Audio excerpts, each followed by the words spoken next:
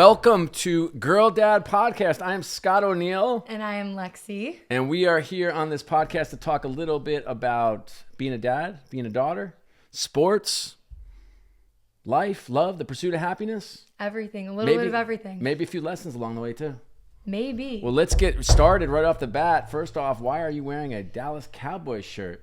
You know, I knew that this was going to be brought up, and I was just having to mentally brace myself for this. Because it's not welcome gear in this house. No, it's the Philadelphia Eagles house. Go Birds.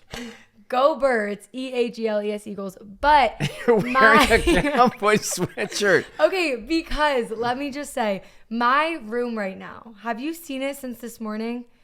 Have I seen your room since this morning? No, I have not. Okay. My entire floor is covered in legit 3 feet of clothes. So I cannot find anything because I took everything out of my closet. Do you want a quick tip? Hot take? Clean your room. No, bro, I'm in the process of getting rid of everything in my closet. And so I was looking around trying to scout for a sweatshirt because obviously it's like comfy vibes. Right. Well, your Uncle Matt and Aunt Jenny obviously worked at the Cowboys. Cowboys. So I feel like it's fine because it's like a little family history, a little. Also, we just like knocked them out or something last week. So. Oh, my goodness. Okay. Well, hey, let's get into what's happening right now. College football playoffs. Are you watching? Oh, man. Where do I even begin? No. But I think the college football playoffs, first off, are amazing for fans. I love the expansion to 12 teams. I wanted to go to 16. What it used to be. It was 4. And before that, it was just bowl games.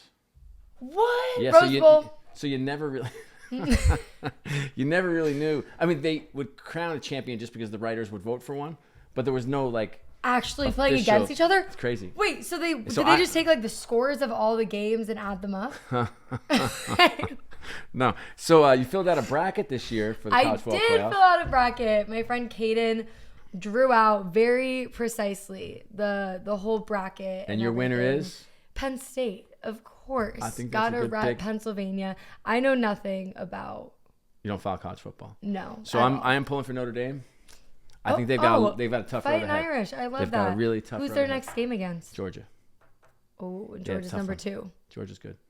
I wish we had. Wait, is Georgia really number 2? I think so. I wish 3. I wish we had Boise State. No, Boise State is 3. Boise State does not sound like a team that would be good. Yeah, Penn State is going to pound them, I think. 100%. Well, we'll see. Hey, look, we've been wrong before, but the reality is you have me talking college football, not a sport I really follow that closely, but it's been good for the game. NBA Christmas Day games. Oh my gosh. What? Amazing. Ratings literally up amazing. Huge. I believe they're up 87% over last year. 87%. Highest ones in 5 years. Yeah, the day game was up like 100-something%. Go Knicks. By the way, my 2 teams won. Knicks and Sixers. I know. won. That's amazing. Thank goodness. Can you root for the Knicks and the Sixers? Can you be a Knicks fan and a Sixers fan? We do it. So, yeah. We have to. We have to, and we love it. And I'm not even mad about it. You grew up in Madison Square Garden, and you grew up in the Wells Fargo Center. Right. That's your childhood. And I feel like if I ever cheered against one of those teams, I'd just be like betraying myself. It's bad juju. It's yeah, bad karma. I can't do that. I agree. Speaking of MSG, shout to our jersey. Gravy. I love him. Can I tell you a quick Adam Graves story? Yes. So I get to Madison Square Garden. I'm 37 or so. You were 37 when you started at Madison Square Garden? 37 or 38. No way. Yeah. Wait, now that I'm this old and my friends are that old, 25. Well, that's very good for you. Thank you were you. young, Yes. being the president of a sports team. Good for you, Yes. Dad. That's amazing. I did not know you were that young. You. I'm so shook right now. Go ahead. So, so my dad was impressed as well. He called me and said, "Son, even you can't fall off of this floor." That was his motivational talk. Go Doc. Anyway, anywho, so I started Madison Square Garden. First day I asked, so when are the morning runs? Meaning, when are we playing on the court? And they're like, "Oh, Scott, this is Madison Square Garden. We don't play on the court." And I said, "Well, we do now." And so we started playing. That's awesome. Like employees, you mean? Yeah. Okay. So it was awesome. So fun. And occasionally one of the alums would play with us, which was really fun. Okay. Wait, and then so cute. So the hockey guys, because I ran the Knicks and Rangers, the hockey guys would give me a hard time. "Oh, of course you're the basketball guy." I was like, "I'll play hockey." I went in. I didn't even know how to put the gear on. That was so humbling. So I got skates. I got all the pads. I got a jersey. But it was really, really humbling because if you can't play basketball, you can run up and down. If you can't skate, you cannot play hockey. No. So I'm out there, and occasionally players would come and play. Ron Duguay played. Adam Graves played. Now Adam Graves is the nicest athlete, most wonderful souled human being I've ever met in my life. Like he is a he's sweetheart. such a good dude. But ferocious on the ice. And so he said, hey, why don't you come try to check me? He said, this would be cool. No. Yeah. So I went full speed, or what I thought was full speed. Okay. I lowered my shoulder just like you see when you're watching the games, and I just bounced off him like a rubber band and laid off on the ground and hit my head. Fortunately, I had a helmet on. So then we were messing around in the corner. The puck was in the corner. I usually just stood in front of the net. No, this gets worse.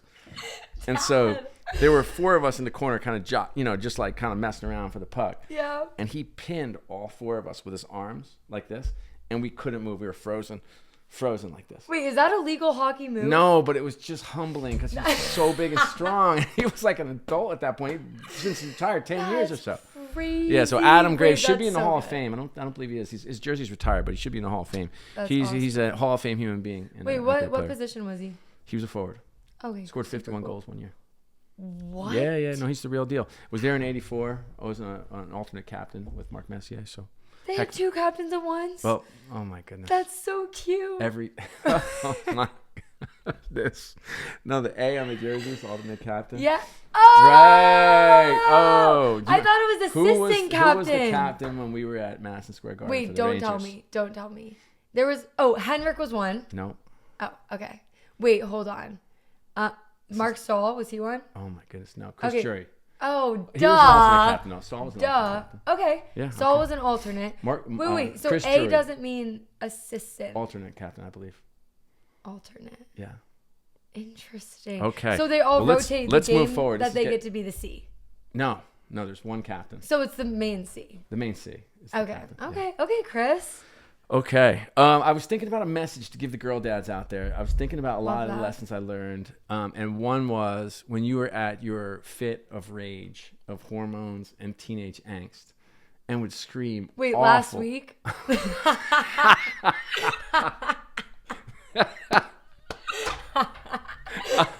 No. Yes, but no. I was referring to, I think you were 15 or so. And I just remember you coming home. And that was a bad time. You were screaming. Like, I can't remember. I'd done something that I didn't expect to do.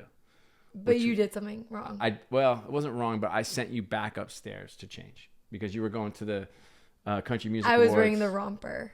Yes. And I didn't even know what a romper was. He did not allow us to wear rompers ever. Right. And I never thought I'd be that kind of dad, to be honest. Like, I thought I'd be... but I did not think that a 15-year-old should dress like this and look like this with cowboy boots on. Wait, no, we need to put a picture of my actual outfit because what I wasn't allowed to wear is crazy. But it's only crazy given what you wear now. But it's not crazy for a father. Okay, fair enough. So anyway, so I sent you up and you were screaming, I hate you. I was like screaming, I love you. And I think you're such an instigator. No, but I think that's a good message because when you're a kid and you're full of all this piss and vinegar, you don't even know what you're saying. And as a dad, you can get so easy to get sucked down and get frustrated. Yeah. But I didn't. I just tried to hug you and tell you I loved you. And then, do you remember what you did? No. Okay, so then she storms downstairs. I go for like the air hug. She blows by me. Her girlfriend is waiting in a car outside, and she looks me dead in the eye and screams like, I put in my bag and I'm going to change in the airport, and slams the door, runs for the car, dives in, and they take off. But that's iconic. But that's not the message. That's iconic. No, but that's not the message. Gosh. The message is no matter what you hear from your daughter, no matter what she says to your wife, no matter what she says to you or her sisters or brothers, you have to love them because their hormones make them certifiably insane.